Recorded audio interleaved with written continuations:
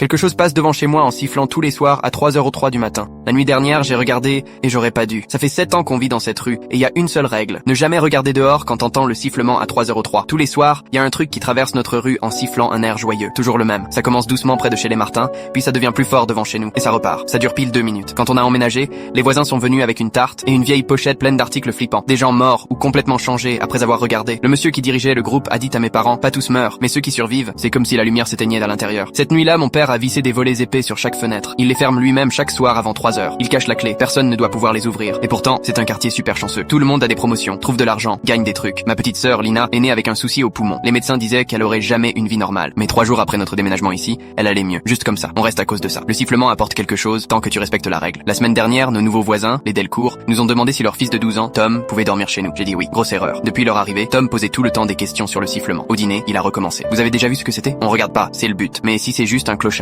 j'ai essayé de changer de sujet, mais il insistait. Vers 2h30, il s'est levé et a marché vers le salon. Tom, non, il était devant la fenêtre, en train de toucher les verrous. Ton père cache mal la clé. Je l'ai vu sur sa table de nuit. Je me suis figé. J'ai couru dans la chambre de mes parents. La clé était là. Il l'avait sûrement prise en allant aux toilettes. J'ai foncé dans le salon. Le sifflement avait commencé.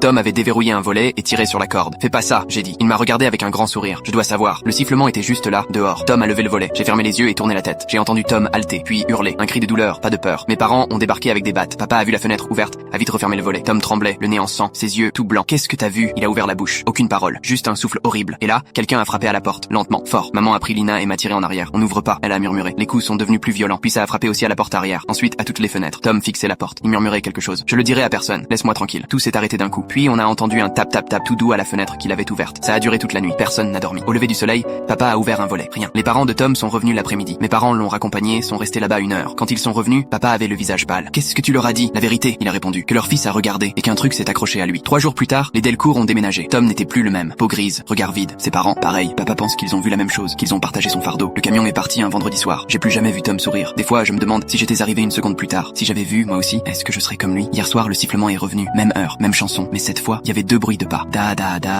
Je crois que Tom est toujours là. Je crois qu'il fait partie de la chose, maintenant. J'écris ça parce qu'hier, une nouvelle famille a emménagé chez les Delcourt. Un jeune couple avec un fils de 10 ans, très curieux. Papa leur apporte une tarte ce soir. Et la fameuse pochette.